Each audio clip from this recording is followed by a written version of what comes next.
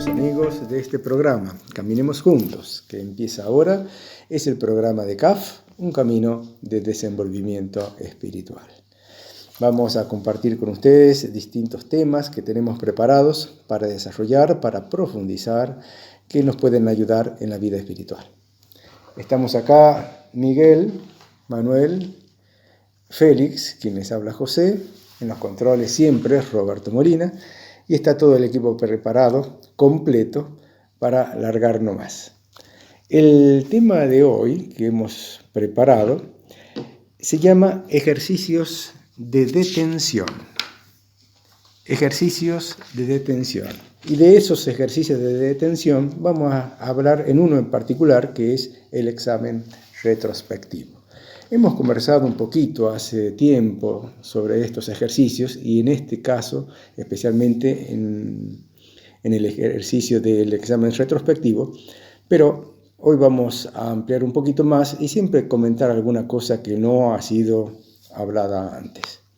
Entonces, ahí va, ejercicios de detención.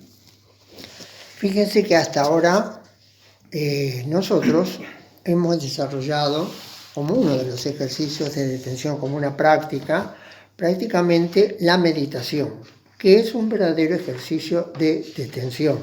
Y hemos desarrollado, lo hemos visto, por lo menos en sus aspectos generales, a través de todos los temas, ¿no es cierto?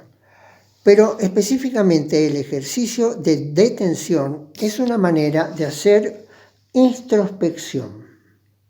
Nos enseña a vernos con objetividad, a ver nuestros pensamientos, nuestros sentimientos, nuestra conducta y a evaluar cómo funcionamos, cómo funcionan estos aspectos en nuestra vida y qué es lo que decimos, cómo actuamos, cómo reaccionamos y de alguna manera, de qué manera influimos de esta forma en los demás y en el entorno. En los ejercicios de detención puede decirse que son, desde este punto de vista, verdaderas meditaciones en miniatura, verdaderas meditaciones condensadas en pocos instantes. Esto, por ejemplo, podemos relacionarlos con la introspección, es decir, el mirar hacia adentro.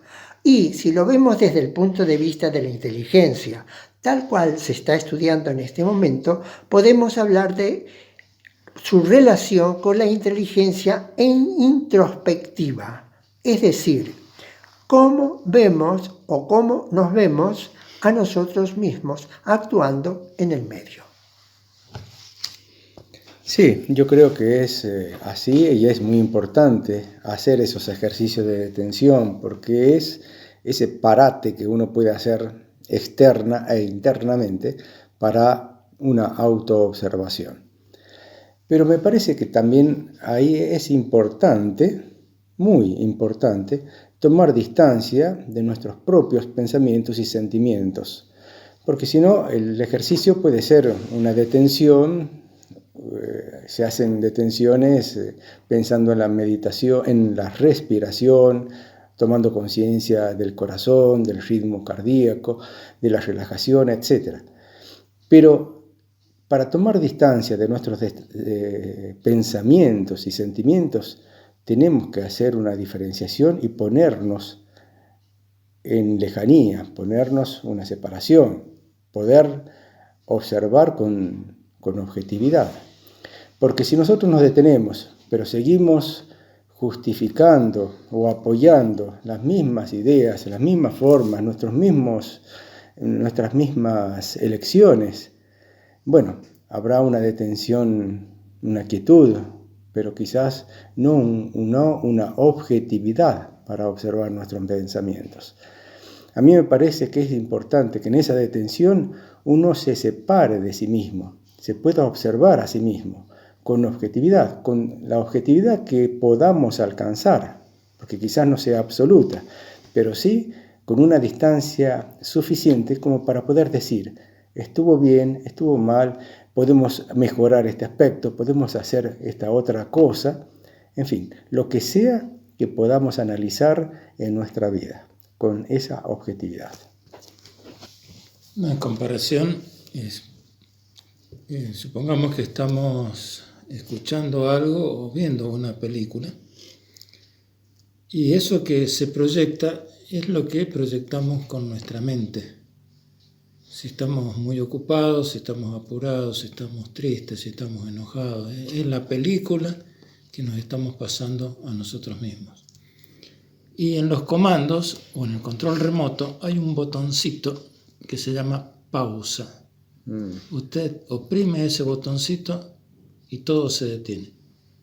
La imagen queda estática y el sonido no sigue más. Congelado todo. Todo queda congelado. El ejercicio de detención es algo similar. Si bien hay otros ejercicios que hemos ido viendo a lo largo de tantas audiciones y que se han mencionado ahora también, el hecho el ejercicio de detención es parar, es stop, nada más. Entonces, así como queda la imagen congelada en una película, uno puede ver qué tenía en ese instante que hizo el stop dentro de su cabeza, dentro de nuestros movimientos anímicos. Estaba embalado con el trabajo, estaba concentrado con esto y con lo otro, estaba proyectando algo, estaba enojado recordando algo que me dijeron y que no me cayó del todo bien. En fin, solucionamos problemas. Nuestra mente desde esa óptica es múltiple. Estamos haciendo una cosa y estamos en un momento en un punto, después en otro, después en otro. Y poder parar es todo un acontecimiento, sin más. Por supuesto, ese sin más automáticamente nos lleva a ser testigos de lo que está pasando.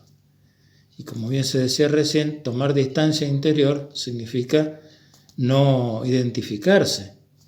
Supongamos, estoy triste por algo. Cuando me detengo, veo esa tristeza, sí, está allí, la puedo concientizar, y eso me ayuda a desprenderme de esa tristeza, a ver cómo está funcionando, cómo influye en mí, etc. Es parar, detenerse, hacer stop. Dentro de las prácticas de detención, el primer ejercicio fundamental es el examen retrospectivo.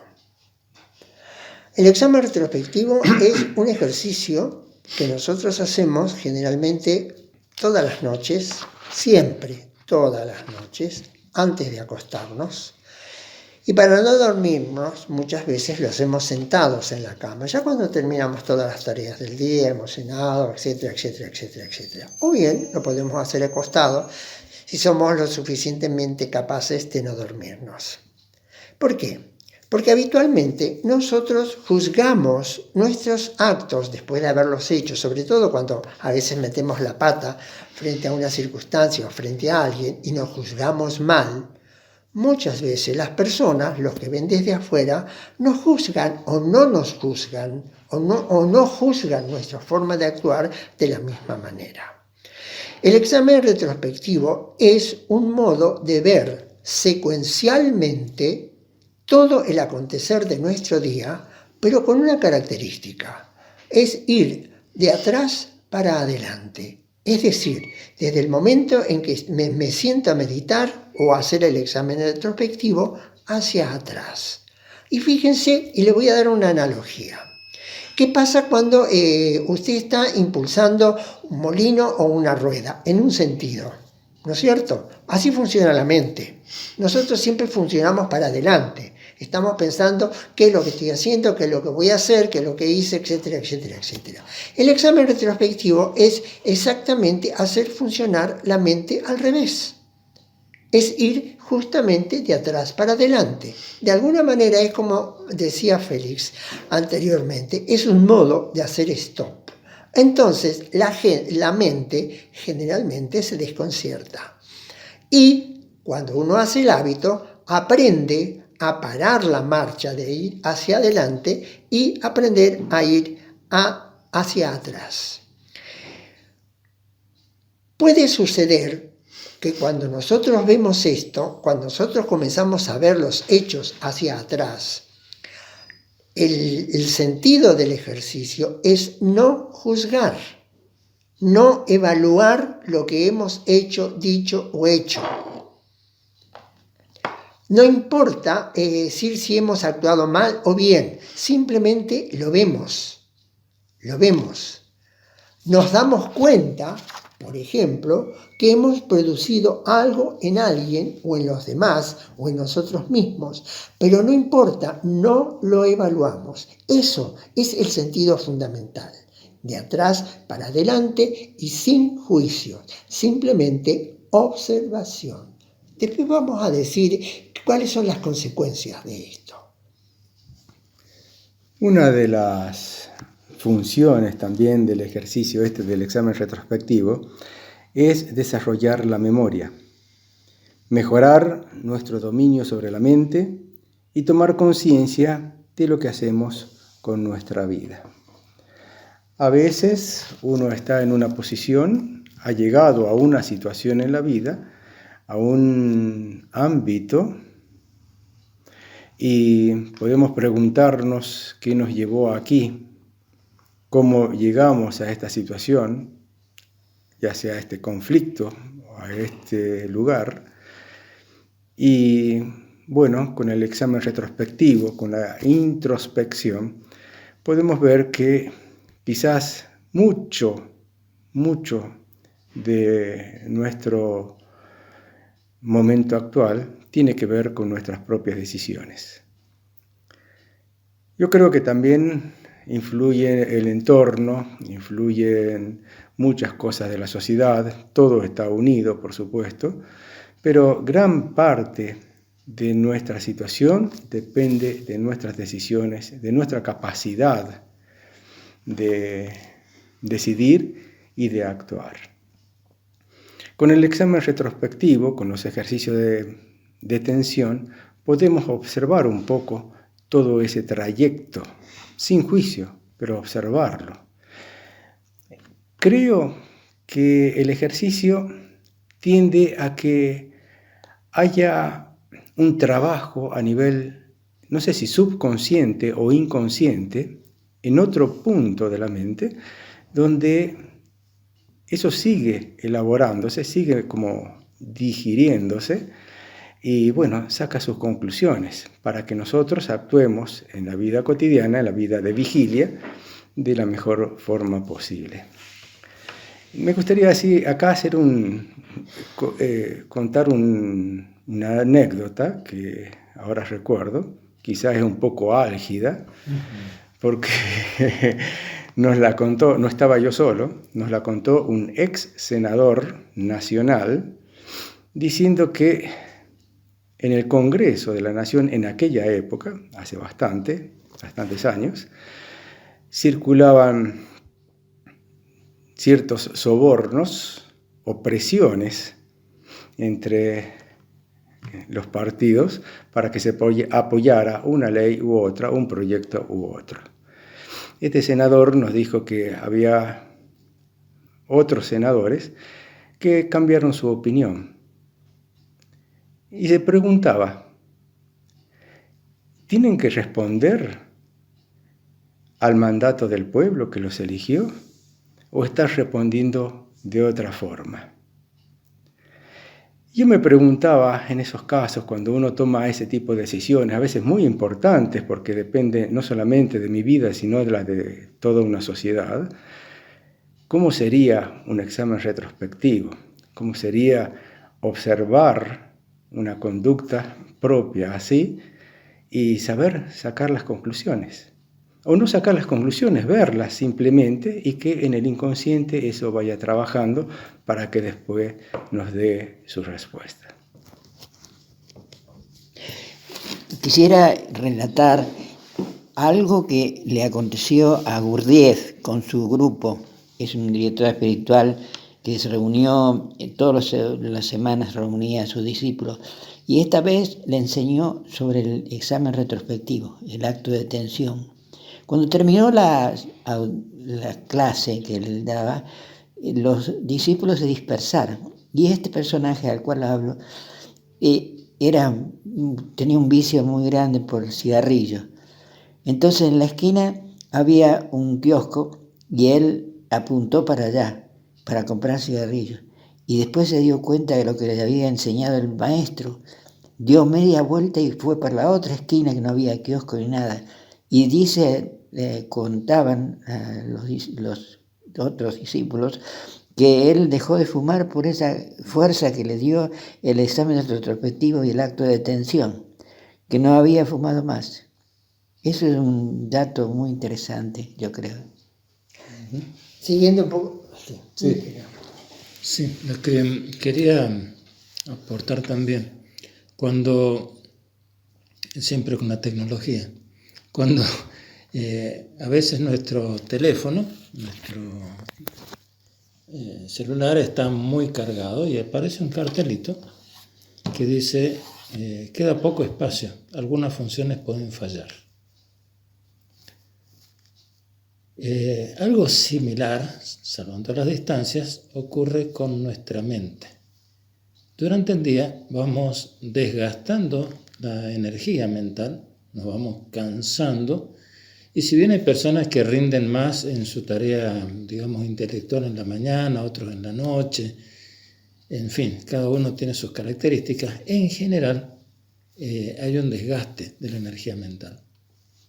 Entonces, uno de los aspectos del examen retrospectivo es precisamente al ayudarnos a frenar, ayudarnos a girar la rueda hacia el otro lado, a no dejarnos llevar por la inercia y dormirnos siguiendo esa misma inercia, sino haciendo girar para el otro lado, tomando conciencia. Es como limpiar el celular.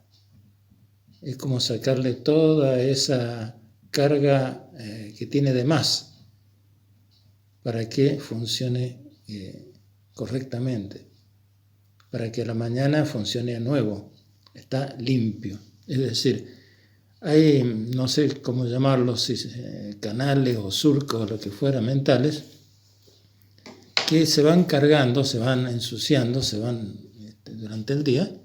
Y si uno deja morir el día así, se entrega al sueño y hasta luego, es una cosa. Y generalmente ocurre con muchas personas que nos han contado, que se despiertan más cansados de lo que se acostaron. Es decir, no hubo una reposición, no hubo una limpieza. Entonces, dentro de esas funciones inconscientes o subconscientes que tenemos todos los seres humanos, está el de limpiar nuestra mente durante la noche, haciendo el ejercicio adecuado. Entonces, al hacer el examen retrospectivo en forma adecuada, ayudamos a que se genere esa limpieza, que aprovechemos mucho mejor el sueño y que nuestro despertar sea distinto. Con respecto a ese ejercicio, también me hizo acordar otro muy parecido, y esto lo contaba el que fundó una gran empresa, una empresa internacional, una franquicia internacional muy, muy grande, y decía que trabajaba tanto durante el día, se agotaba tanto y estaba tan tenso con distintas cosas que tenía que atender, que en la noche no podía descansar. Y se le ocurrió un ejercicio, no sé si se le ocurrió a él o alguien se lo enseñó o en algún camino espiritual le dieron alguna pauta. Y era que hacía una especie de examen retrospectivo, pero él veía en una pizarra, como una pizarra, todos los acontecimientos del día. Una pizarra negra. Una pizarra negra. Y veía ahí, claro, las cosas con una persona, lo que había hablado con otro, el negocio tal, el producto no sé cuánto, muchas cosas. ¿Y qué hacía? Le pasaba el borrador, hasta que no quedaba nada. Y entonces como que limpiaba todo lo que había vivido durante el día para no llevárselo en la mente durante la noche. Y bueno, le funcionaba de esa forma. Es otro ejercicio de detención, distinto al examen retrospectivo, pero también de detención. Quería complementar un poquito lo que había mencionado Miguel. Yo no sé, quizá algunos ya hayan conocido algo sobre Gurdjieff, tiene varios libros, es muy interesante, ha sido un maestro occidental. Y dentro de eso, que era los armenio. ejercicios, ¿cómo? Armenio. Era armenio, sí. Y dentro de los ejercicios, él tenía uno que se llamaba el alto. El stop, Él decía sí. el stop, realmente. Cuando estaban haciendo trabajos, en cualquier circunstancia, él gritaba stop. Sus alumnos o sus discípulos, por así decirlo, tenían que quedarse exactamente como estaban, como estatua, así estuvieran en el baño, así estuvieran en el medio del río, así estuvieran en el medio del tránsito, exactamente parado, hasta que él decía alto. Entonces ellos recién podían moverse. Fíjense que él, de alguna manera, estaba ayudando a través de ese ejercicio del stop, ¿no es cierto?, a que la mente se capacitara o se vaya facultando a parar en Claro, un determinado momento. Claro, el ejercicio del stop era que él decía stop, todo el mundo se paraba, se detenía en el cuerpo y tenía que autoobservarse. Exactamente. La mente tenía que ver qué sentimientos había, qué pensamientos estaban teniendo en ese momento, cuáles eran sus aspiraciones o sus divagaciones o lo que sea, como un stop de observación, de autoobservación. Por eso decíamos también, cambiando ya, siguiendo hacia adelante, que este ejercicio puede ayudarnos a ser más objetivos y menos subjetivos sobre nosotros mismos, a no juzgarnos, a aprender a no juzgar nuestros actos y verlos de una manera objetiva. Además, el examen retrospectivo, que generalmente lo hacemos de noche y que abarca generalmente toda la actividad del día, también se puede hacer durante el día sobre el lapso de tiempo que uno lleva vivido. Y también es recomendable hacer el examen retrospectivo de ciertos periodos de nuestra vida e incluso de toda nuestra vida. Y es posible, como dicen nuestras enseñanzas, y creo que ya lo hemos mencionado en algún programa, generalmente en el momento de la muerte, uno lo que hace realmente es el examen retrospectivo de la vida. Así que, en última instancia, el examen retrospectivo es un modo de prepararnos para la muerte. Bueno, ¿alguna cosita más quieren agregar? No, nada más. Bueno, por ahora dejamos estos elementos para que sean material de reflexión. Nos compartan esas reflexiones, nos hagan llegar a este programa y bueno, siempre nos enriquece todo lo que nos llega. Vamos a la música y volvemos enseguida. Muchas gracias.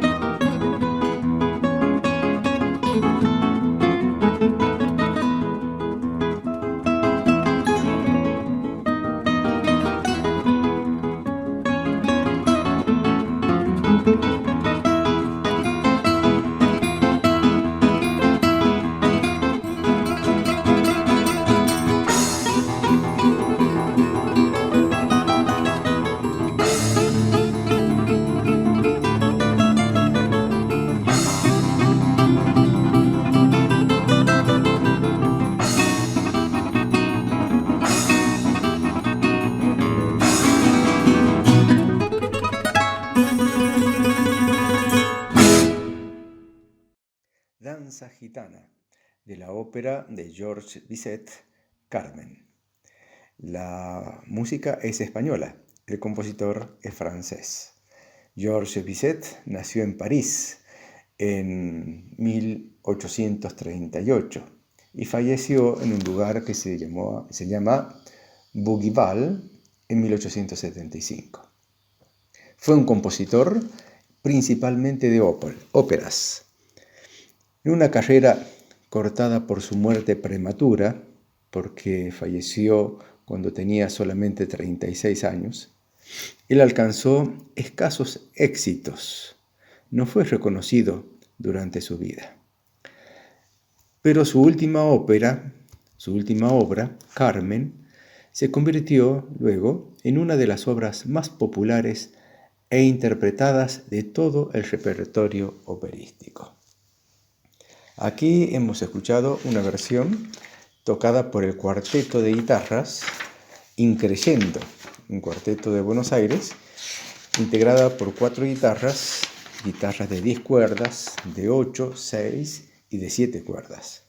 Increscendo, este conjunto ha obtenido premios en muchos concursos nacionales de música de cámara y ha recibido distinciones en festivales internacionales. Danza Gitana, de la suite orquestal de la ópera Carmen, del compositor francés Georges Bizet.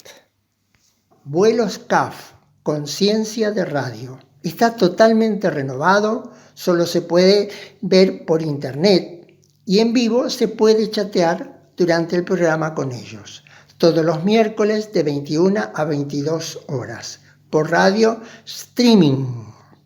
Para escuchar www.lapropuestaradio.com, todo con minúscula. En YouTube, La Propuesta Radio, streaming, vuelos CAF, Conciencia de Radio. El equipo está totalmente renovado, nuevos temas, nuevas imágenes, nuevos personajes que integran el equipo. Vale la pena escucharlo. Los reportajes son súper interesantes.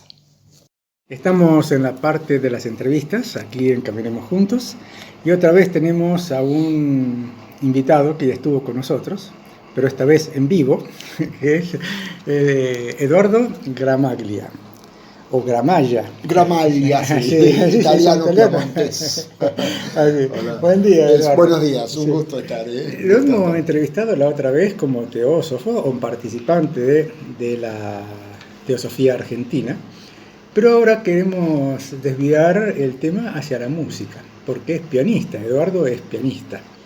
Así que ese va a ser el tema. Primero empecemos por una cosa, para no empezar así por los primeros años, empecemos por qué tipo de música le gusta o toca, porque a veces no es lo mismo tocar lo que a uno le gusta. Y totalmente, a veces el gusto personal va por otros senderos. Y yo me entrené para el repertorio clásico, ¿no? Lo que estudié en los años del conservatorio, y la práctica, digamos, musical que hice es basada un poco centrada en el repertorio llamado clásico. Nunca estuve de acuerdo con la división entre música llamada clásica y popular. La música es música o no es música, básicamente. Sí. Gusta o no gusta, sí. Es bueno o no es buena. A ver, creo que más elaborada, menos elaborada. Sí. Y en realidad es una ficción que ha aparecido en el siglo XX, esta cuestión de música culta, y como si fuera que la otra fuera música inculta. Absurdo, sí, ¿no? Sí, sí. Pero sí, bueno, mi formación estuvo alrededor de las grandes figuras de lo que es la composición musical, ¿no es cierto? Después, con el tiempo, aprendí a acercarme a otros tipos de repertorio. Yo en mi juventud también tuve que ser pianista del ballet oficial y tuve que tocar todo tipo de repertorio, tuve que aprender hasta a improvisar algo también. Y hoy mismo la tendencia no es tanto hacia el repertorio académico, llamado académico clásico, sino se está incorporando ahí mismo en la orquesta donde trabajo, en la orquesta de cuerdas municipal, se incorporan todo tipo de repertorios, inclusive autores y compositores actuales, claro. y algunos muy jóvenes inclusive, ¿no? Así Una pregunta. ¿Usted hace actuaciones como solista o simplemente como integrante de una orquesta o de un conjunto? yo en realidad me formé para ambas cosas, ¿no? De solista he hecho varias actuaciones, he actuado he hecho conciertos con la orquesta sinfónica de solista, también con mi orquesta me toca cada tanto ser solista, a veces he hecho música de cámara con otros instrumentos, he dado recitales de piano, bueno, a lo largo de toda mi carrera, ¿no? O sea, tengo algunos años ya, ¿no? Pero ahora estoy más inclinado a tocar con la orquesta, y cuando en mi orquesta, la orquesta de cuerdas donde yo trabajo, tenga que hacer de solo, siempre aparece esa posibilidad, porque el piano naturalmente, siempre termina siendo un solista o semisolista, porque sobresale bastante. Sí, digamos, así es, el piano así es. sobresale bastante. Excepto cuando se hace música barroca, que entonces yo tengo que hacer el bajo continuo muy bien, el bajo continuo. Y también estoy entrenado también en la música antigua para hacer resoluciones del bajo continuo, tocar el clave también, o en órgano cuando es el bajo en órgano, especialmente la música religiosa. Ahora ya hagamos el otro salto, al inicio, de la actualidad al principio. ¿Usted empieza a tocar el piano porque lo mandan en su familia a tocar el piano, a estudiar, o es que hay una iniciativa personal? Y en realidad en mi vida nadie me pudo mandar. Sí es cierto que mi abuela era pianista, era profesora de piano, y nosotros vivíamos en la casa de mi abuela, Inés. ¿En Suardi? En Suardi, sí, Inés Gramaglia. Inés de Gramaglia, Garigliano era ella. Y varios, mi hermana inclusive, se sentó a tocar, pero al final quien seguí por iniciativa propia fui yo. Después, pero fue bastante casero, pero bueno, le debo ese primer contacto a muy temprana edad, creo que habrán sido 7 años, 8 años. O sea, ella daba sus primeras lecciones, su abuela. Mi abuela había sido profesora particular de piano, sí. Tocaba muy bien, la verdad, tocaba muy bien. Pero ya en la época en donde vivíamos con ella, no, se dedicó a la familia, porque básicamente mi padre trabajaba en la estación de servicio y mi madre era directora de escuela. Y quedaba ella en la casa para hacerse cargo de la comida, de las cosas y demás. Sí, pues, entonces, ahí es donde yo me senté al piano y empecé a o sea, había un piano en su casa. Había piano, había partitura y estaba el consejo de ella. Claro. Y después cuando llegué a Córdoba, al final decidí hacer el traductorado de inglés. Y un día me llega carta de mi madre diciendo qué pena que después de tantos años de sentarte al piano desde chico, pierdas eso. Me anoté en el conservatorio y ahí inmediatamente terminé la carrera del conservatorio, que en ese entonces era la carrera del conservatorio, no es como ahora una mera tecnicatura. Antes era una carrera equivalente al de la universidad, era de 10 años. ¿No? Era una carrera importante. Y la terminé esa carrera y ya al finalizar ya estaba trabajando de pianista en el ballet oficial, o sea que nunca tuve que preocuparme por decidir qué hacía de mi vida, por así decirlo. Siempre tuvo trabajo. Seguí la flecha, básicamente, ¿no? Claro. Entonces quiere decir que, bueno, eso era para mí, ¿no? Claro. Una pregunta. ¿Cómo siente la música? ¿Cómo la siente? Creo que es un poquito general la pregunta. Como siento qué música, quizás. Y depende también de las épocas que uno vaya pasando, ¿no? Ahora. Y ahora la siento mucho más siendo yo el receptor, escuchando. Hay un momento en donde fui tan artífice y a mí la formación en el piano me demandó tanto esfuerzo, tantas horas. Siempre estaba relacionando la música con el hecho de hacerla, de ejecutarla. Y en cierto momento empecé como a decir, bueno, ¿cómo la percibo yo como agente, receptor? ¿Cómo la recibo? Y ahí me entusiasmé mucho también. Porque también es muy interesante la música, cómo se capta, cómo se piensa, todo ese universo que plantea, porque al fin y al cabo, está bien, uno no está hablando de que haya música de un repertorio que sea superior a otro, pero sí es cierto que hay música superior a otra. La música superior a otra es la que esconde una vida interna, unas ideas. La música es un festival de ideas, tiene una arquitectura, tiene tiene un sentido, una significación. Claro.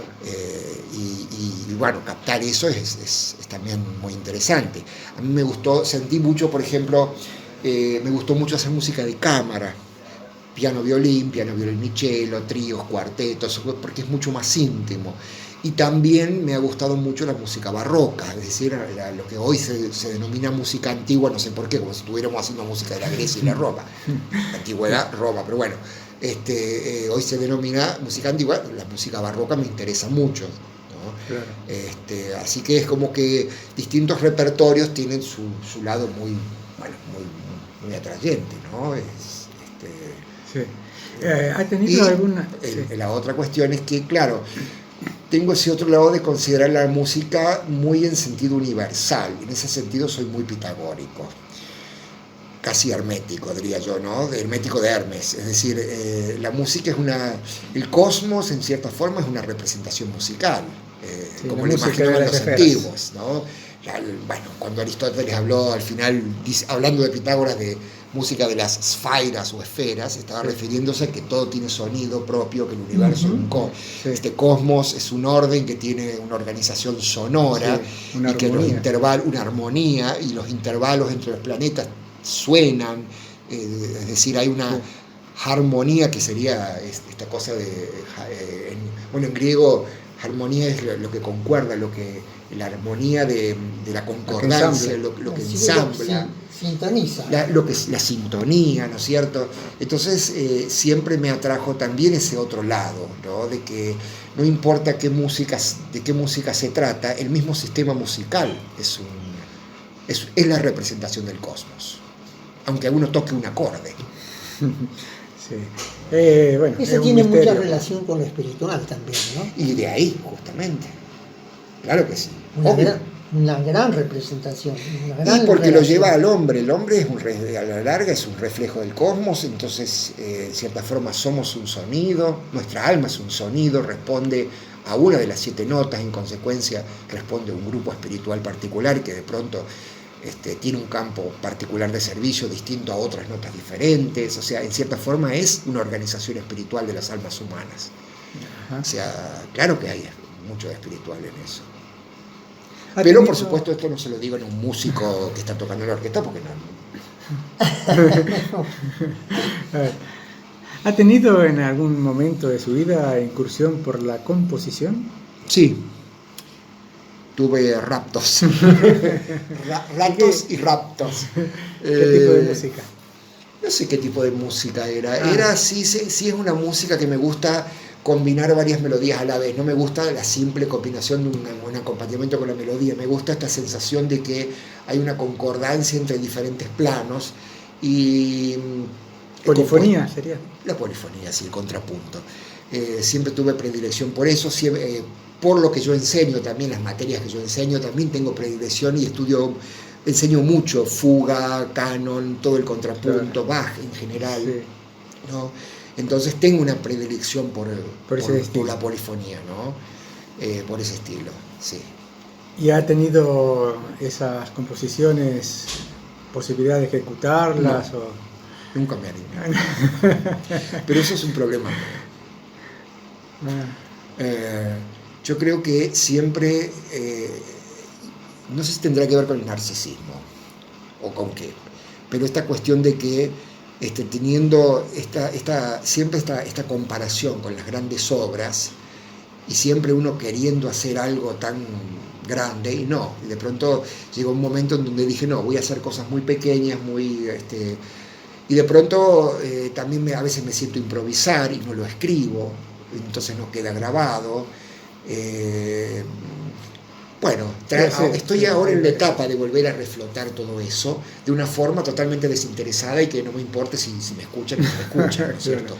Como una especie de expresión propia, sí. Como que me faltó ese lado. Ajá. Ahora usted se está exponiendo, porque esto lo está diciendo públicamente. Entonces nosotros en este momento lo desafiamos a que haga público lo que nunca hizo hasta ahora. Lo voy a pensar. Lo voy a pensar. Sí. Pero en general, este concepto de la... eso es lo que siempre me he cuestionado.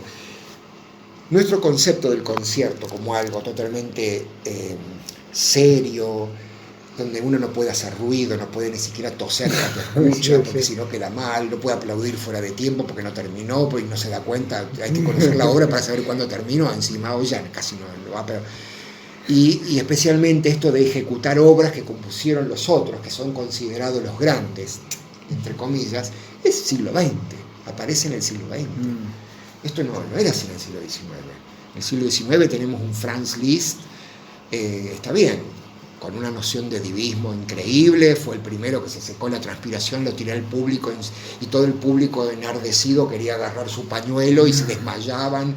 Pero bueno, el concierto hasta el siglo XIX era muy parecido a lo que hoy vemos, por ejemplo, yendo a ver a Madonna a la cancha, es decir, mucho algarabía. El músico tocaba sus propias obras, improvisaba sobre temas que le silbaba el público.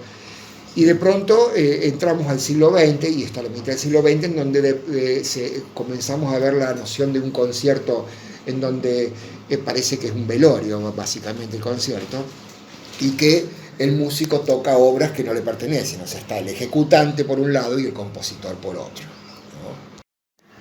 Y si uno, por ejemplo, ve cuadros de la época, como los de Van Haus, uno puede ver que en el teatro ocurrían muchas cosas. Estaba el artista, uno puede ver en esas pinturas todo el público, algunos comiendo, otros atrás de las cortinadas haciendo negocios u otras cosas, otros escuchando, otros pidiéndole al artista, silbándole, es decir, y aparte el fenómeno de la tertulia, que era una reunión que duraba bastantes horas, donde no solo se tocaban músicos, se leía poesía, se charlaba de filosofía y demás. Entonces, claro, este concepto tan acartonado del instrumento, de uno que es intérprete y toca obras de los grandes intérpretes y que todo el público debe quedarse callado y no puede ni siquiera toser porque está prohibido, eso es un concepto muy de posguerra. Claro. Y la música del siglo XXI está tentando. Y ahí fue donde se empezó a establecer demasiado grande esta brecha entre la música culta y la música popular, como si no fueran música, ¿no? Porque en realidad nunca existió eso. Sí existía, por supuesto, una clase que iba al teatro y los pobres que estaban que no accedían al teatro, porque obviamente la aristocracia siempre existió, ¿no es cierto? Sí. Pero nunca existió esa brecha tan grande. Que es ahora justamente esto de lo culto versus lo no culto, por así decirlo, ¿no? Claro. Pero usted ve que ahora en el siglo XXI hay una nueva concepción, o vamos hacia una nueva concepción de la música. En el siglo XXI sí, por suerte existen dos tendencias, una que me parece muy buena y otra que es muy dudosa. En primer lugar, existe la tendencia, esto es una opinión mía, no me hago cargo yo, no todo el mundo piensa igual que yo. Por un lado, sí, esta tendencia de que ya estas brechas se van salvando, ¿no? No existe tanto esta diferencia entre lo culto, lo académico y lo popular, porque todo es música. El tema es que también es cierto que, bueno, eso pasa en todo el ámbito. Hoy en día, veo como que los niveles se van la diferencia entre los niveles se van disolviendo. Todo parece ser... como diríamos, bueno, a ver, les doy un ejemplo. Yo no estoy en las redes sociales, pero yo sé que en las redes sociales cualquiera puede opinar de cualquier cosa, no importa qué autoridad tenga en el tema. Sí. Y hoy en día está esa tendencia de que cualquiera tiene derecho a hablar, claro, y opinar. Y bueno, y eso también pasa un poco en la música. ¿Toda música es buena? ¿Toda música es buena? No lo sé. Es decir, hay música, hay una cuestión de percepción, de receptividad y de cosas que, bueno, sí, todo bien. Y de formación del gusto. De formación y también de captación, porque, a ver, el universo de ideas que tiene, por ejemplo, una gran sinfonía de Beethoven, no es el mismo universo de ideas que, bueno, por más hermosa que sea una chacarera, ¿no es cierto?, no la tiene. Entonces, hay que hablar, a ver en qué nivel estamos hablando, qué estemos considerando, no es un tema tan fácil hoy en día en donde todo se quiere poner en la misma bolsa, en el mismo nivel. Sí, no se puede. Y bueno, se hace cada vez más difícil hablar de estas cosas. Además hay una, así como se dijo, una circunstancia de formación por ejemplo, Córdoba. ¿Qué es lo clásico en Córdoba? En Córdoba lo clásico es el cuarteto. Lo que no están habituados al cuarteto, no lo soportan. Pero el cordobés no soporta otra música, él quiere escuchar el cuarteto. Y cuando uno va a cualquier lado donde está en Córdoba, lo que escucha es cuarteto. Y no, yo no sé si es bueno o malo, a mí no me gusta, pero mi gusto no tiene nada que ver porque yo no fui formado acá, yo soy chaqueño. Entonces me gusta otro tipo de música. Me gusta la música clásica porque de alguna manera siempre participé de los conciertos y de todo lo demás. No soy músico, no sé tocar instrumentos, pero me gusta esa música. Entonces, culturalmente, la formación, de alguna manera, es decir, tiene incidencia sobre el gusto, naturalmente. Sí, y a veces el contexto. Por ejemplo, ¿por qué viene gente de Noruega a estudiar el fenómeno del cuarteto aquí a Córdoba y hacer su doctorado de las universidades? Porque el cuarteto no es una cuestión solamente de la música, es un ritual social. No se estudia solamente la música en sí, el impacto que causa escucharla. Se estudia que uno entra a un lugar de un cuarteto, están todos los círculos, está la mona, por decir una cosa, todos los allegados de la mona. Si uno se pasa del círculo, te ponen un cuchillo en el estómago. Es decir, hay una dinámica de un ritual social que está asociado con el fenómeno de la música del cuarteto, del cual es parte. No se puede separar eso. Y por otro lado, en quienes no pertenecen a esos círculos está la moda. ¿Por qué hoy en casamientos se escucha cuarteto? Porque es cool, porque es cheto, es snob. Hay un snobismo. Entonces, miren qué populares que somos, que nosotros, especialmente eso pasa inclusive entre los grandes músicos que bailo cuarteto. Entonces hay en cierta forma hay como una, ¿cómo les diría?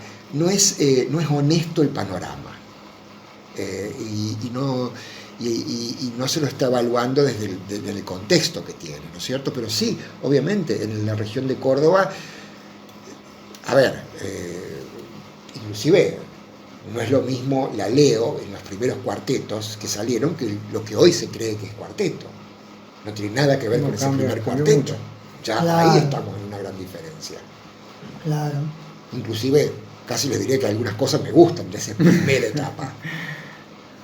Por todo lo que rodeó el contexto de esa primera etapa. Bueno, no es tan simple la cuestión, ¿no?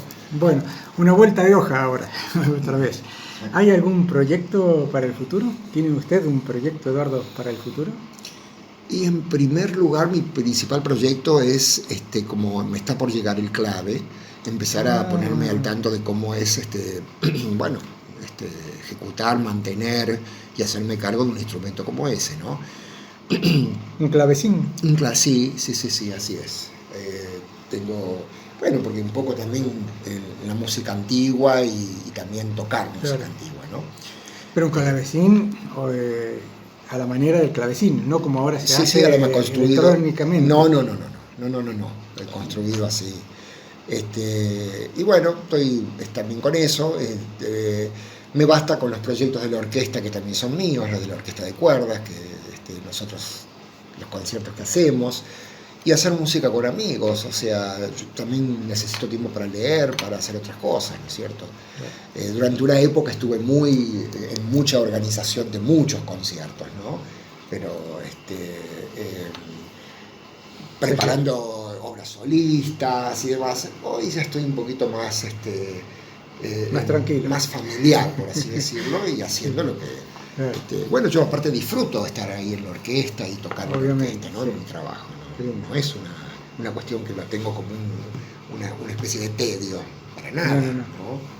Usted que está en el ambiente musical, ¿hay muchos jóvenes, muchos chicos que se inclinan por la música y el piano especialmente? Sí, quizás ahora lamentablemente no es como antes, que tienen tantas posibilidades de acceder a una buena formación, salvo que se vayan. Antes, por ejemplo, en mi época teníamos tanta gente que venía a dar cursos, seminarios, nos internábamos una semana todos juntos a estudiar, a practicar. Está fallando un poquito la formación ahora, me parece, ¿no? pero sí los hay. Claro. Siempre sigue habiendo gente que está Que se inclina a la que se música. inclina en la música. Claro que sí. Sí, sí. Bien.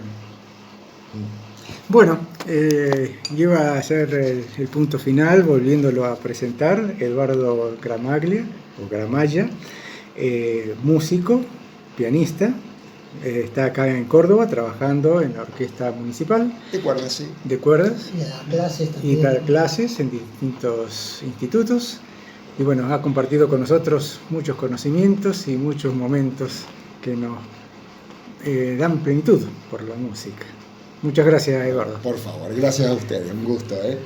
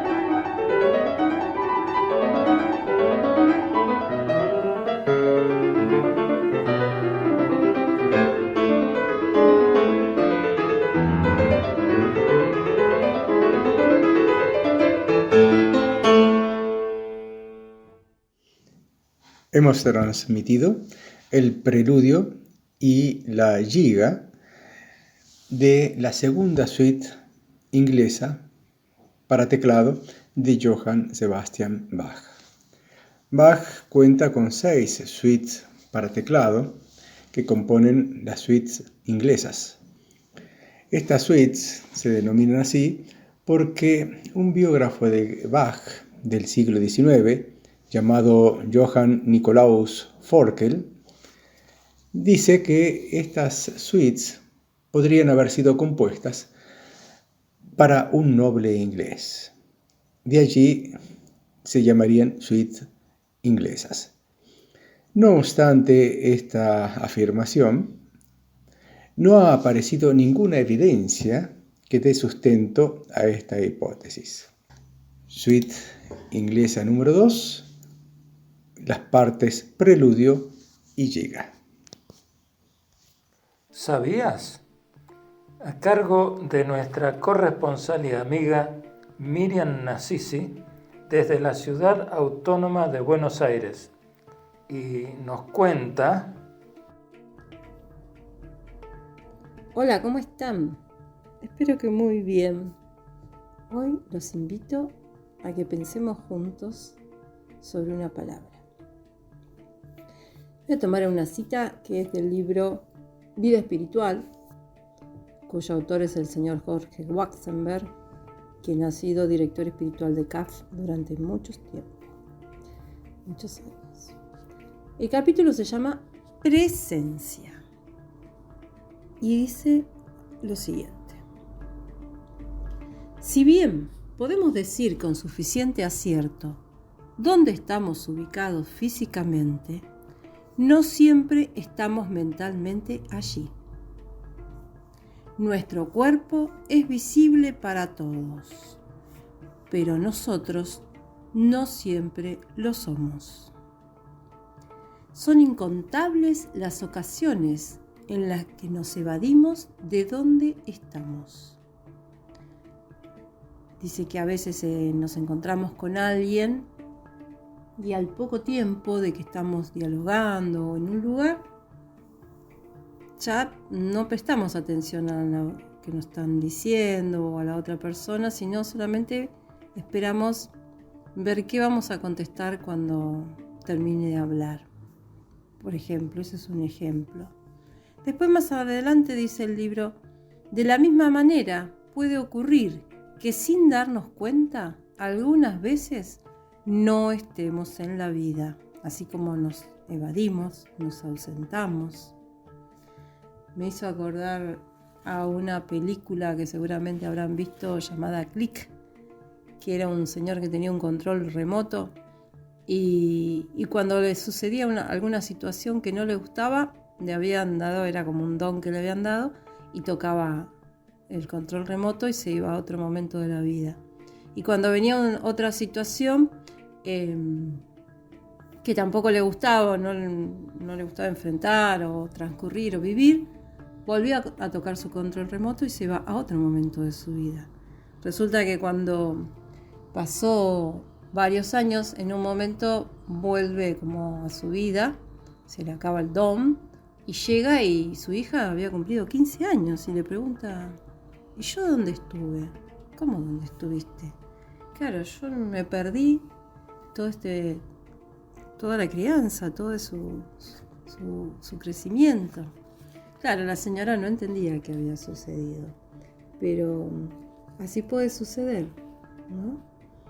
Es interesante entonces pensar sobre esta palabra presencia para saber dónde estamos cuando está, como dice, cuando sucede la vida, ¿no?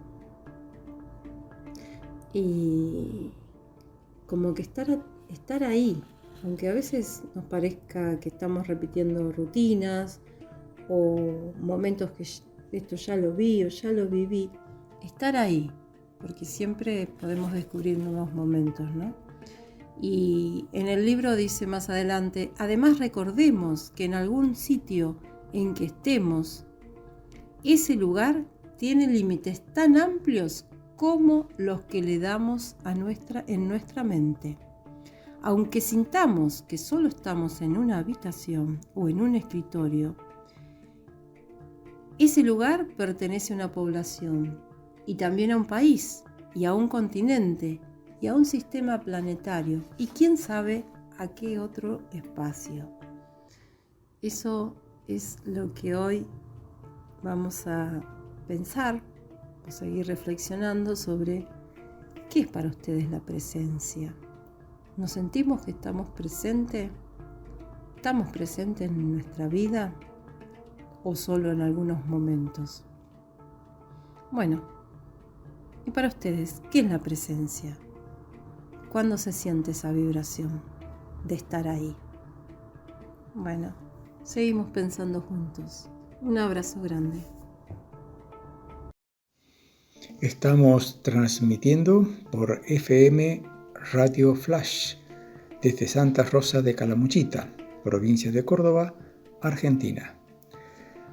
Para escuchar el programa en vivo, comparta la siguiente dirección: fm-flash.com. Para escuchar el programa en diferido, diríjase a YouTube en la web y coloque en el buscador CAF Caminemos Juntos. Allí puede elegir el programa que desee escuchar. El sitio web de CAF, del Camino Espiritual, es www.caf.org.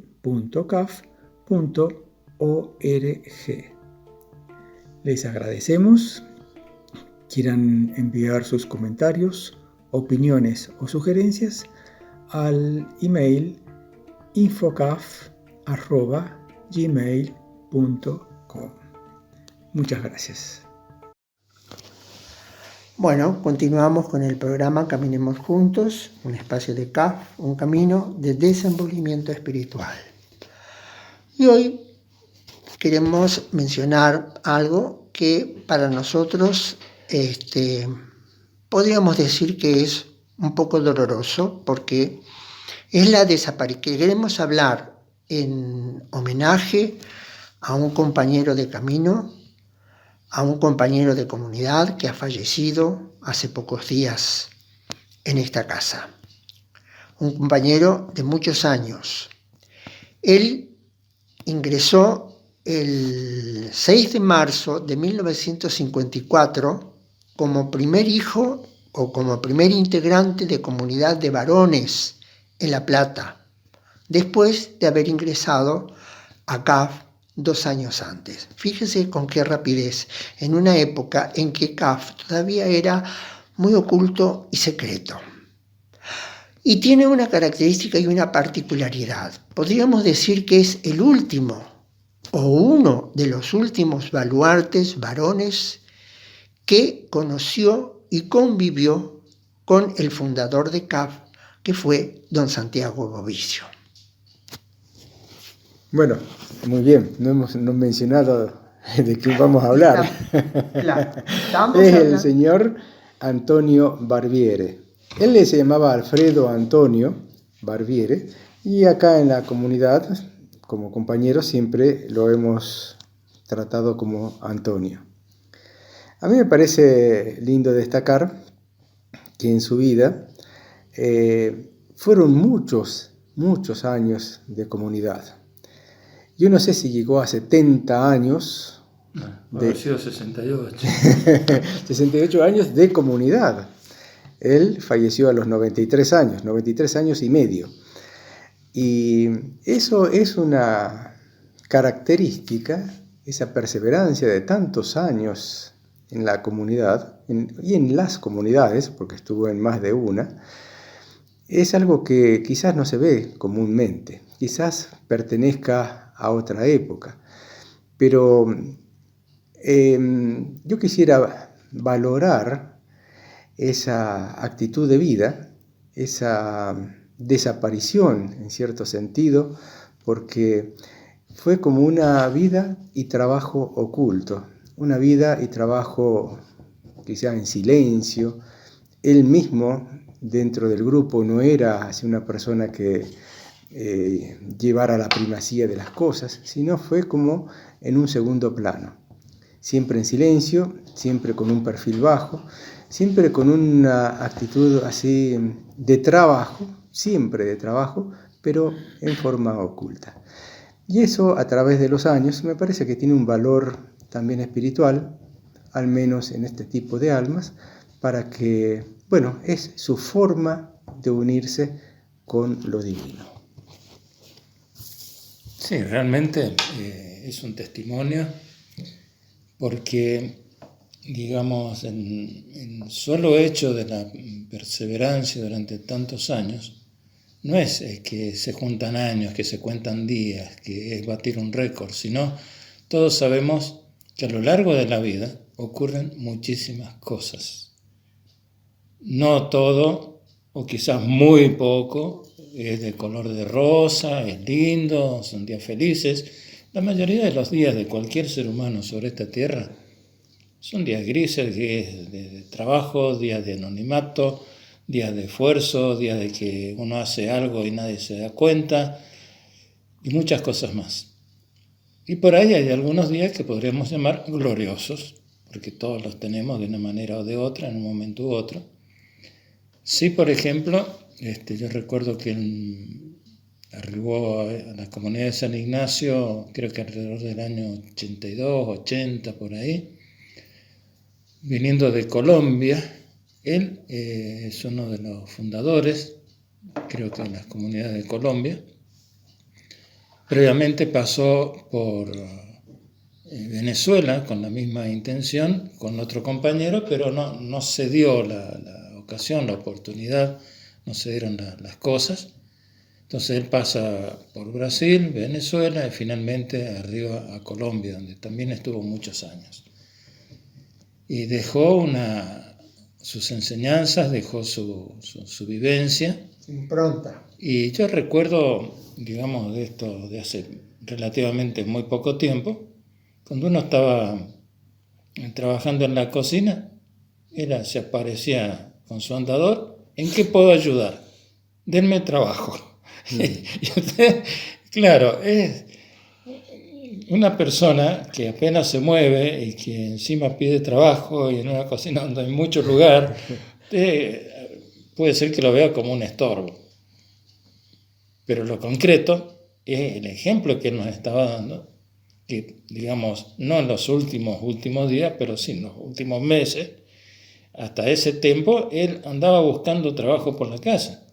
O ponía la mesa o lavaba jarras de plástico, o hacía esto, hacía lo otro, y por ahí, bueno, como también eso de sus diabluras, pero en el buen sentido, era una persona común y corriente, pero, digamos, no tan común y corriente, porque esa perseverancia durante tantos años en un mismo esfuerzo, en un mismo intento, es un verdadero testimonio para todos aquellos que tenemos una vocación, que tenemos una intención en la vida y que obviamente también nos han pasado montones de cosas. Algunas se ven como obstáculos y después de un tiempo uno se da cuenta de todo lo que aprendió gracias a ciertos obstáculos. O sea, todo es aprendizaje. Pero él perseveró hasta el último día de su vida y yo diría tuvo el privilegio, desde nuestra óptica, de morir dentro de la comunidad, en casa, no en un hospital, no en un geriátrico, no en otro lugar, sino en casa como él quería. Bien. Bueno, ¿Quieres contar algo? Sí, iba a contar que cuando yo ingresé al seminario en La Plata, estaba ¿En qué año? en el 64, 1964. Estaba el señor Antonio como superior y él me vino a recibir. Yo no había campana, no había nada, ahí directamente estaba cerca de una salida de la huerta, y de ahí de esa salida él me abrió y me llevó hasta donde estaban los hijos del seminario, los miembros del seminario. Después lo volví a encontrar, bueno, ahí en La Plata jugábamos al fútbol los fines de semana, hacíamos diversiones en común, y él participaba en todas las cosas que hacíamos. Después lo volví a encontrar en esos lugares donde relataron ya los otros señores de acá. Bueno, de él lo que puedo hablar como testimonio es que siempre estuvo disponible. Bueno, hacemos una pequeña pausa para escuchar un poquito de música y regresamos enseguida.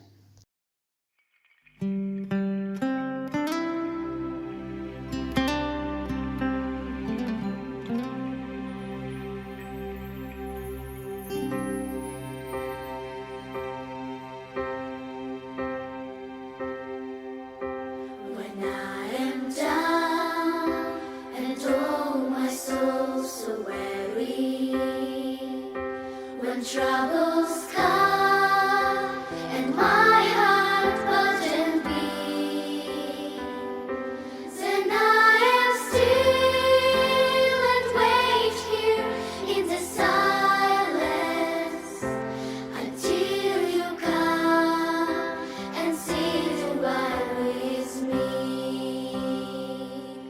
You raise me up so I can stand on mountains. You raise me up to walk on stormy seas. I am strong when I am on your shoulders. You raise me up to more than I can be. There is no life without its hunger. Each restless heart beats so imperfectly. But when you come and I am filled with wonder, sometimes I think I live eternity. You raise me up so I can stand on mountains. You raise me up to walk on stormy seas. I am strong when I am on your shoulders. You raise me up to more than I can be.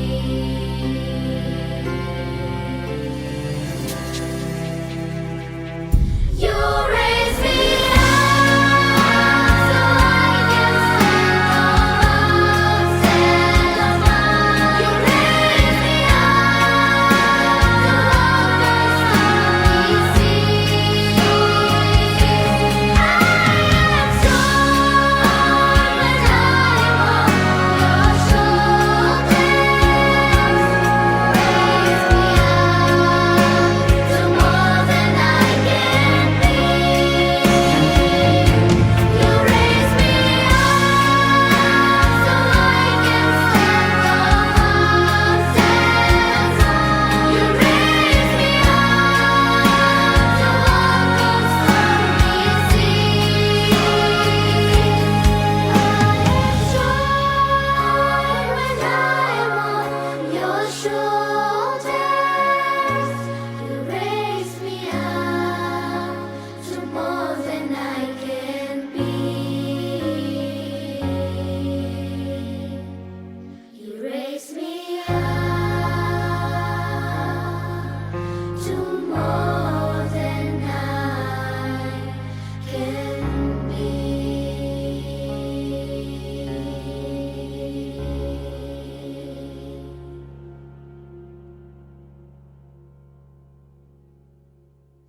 La canción escuchada lleva el título de You Raise Me Up. Tú me elevas, tú me llevas arriba.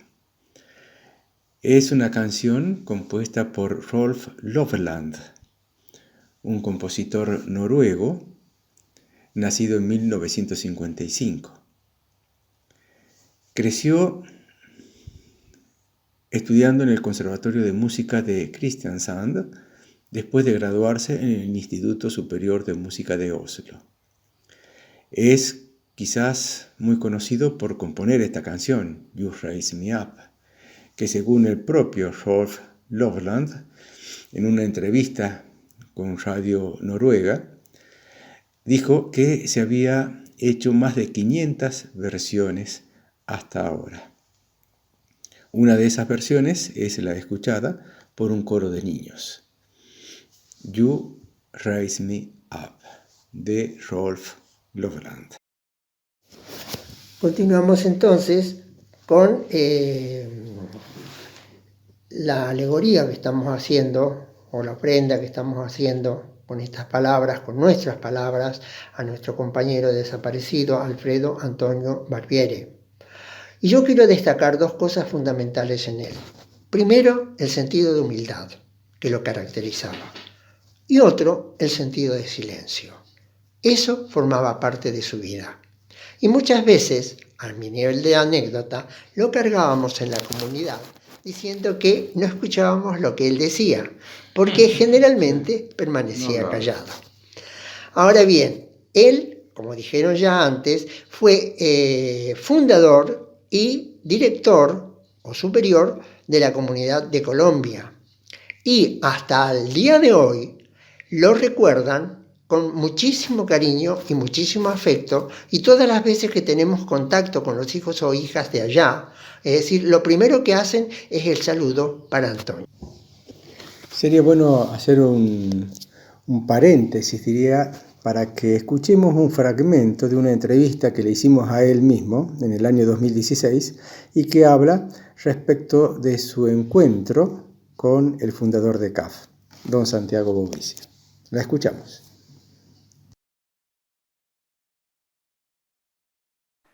Otra curiosidad que tiene Antonio, curiosidad, en realidad otra sorpresa, digamos, es que él en su primera etapa en el camino en CAF conoció bastante de cerca al fundador de CAF, don Santiago Bovicio. ¿Cómo fue ese encuentro? ¿Lo recuerda? ¿Sabe cómo lo conoció a don Santiago? Sí, digamos, cuando ya decidí ir a la comunidad, bueno, yo le escribí expresándole esa inquietud, y don Santiago me autorizó a entrar en la comunidad. Y entonces lo conocí justamente el día que entré en la comunidad, que fue el 6 de marzo de 1954. Ese día, digamos, hablé muy poco con él, pero él me recibió muy cálidamente, casi, digamos, abrazándome. ¿Desde cuándo aparece la inquietud, estando ya en CAF, por la comunidad? ¿Alguna vez se le había ocurrido eso antes? En absoluto. Nunca había pensado en que alguna vez iba a ir a una comunidad. Y menos que estaría 60 años o 90, como hay a los que va a llegar, por supuesto. Bueno, no, nada de eso, ¿no? Incluso cuando yo ingresé, no había una comunidad de varones. Se hizo una primera comunidad en la ciudad de La Plata unos meses después de que yo ingresara. Fue la primera noticia que tenía de la comunidad, de una comunidad que recién empezaba. Bueno, en un principio tampoco me impresionó mucho eso. Simplemente es como si dijéramos, tomaba nota. Pero, ¿y cómo sintió esa inclinación entonces? ¿Cómo fue madurando? Claro, eso. Cuando yo ya ingresé y empecé a asistir a las reuniones y recibir las enseñanzas y todo lo que uno recibe en CAF, empecé a pensar, o se me ocurrió, de que algo tenía que hacer, y en un momento, sí, es verdad, pensé que tenía que vivir la renuncia para ayudar a la humanidad.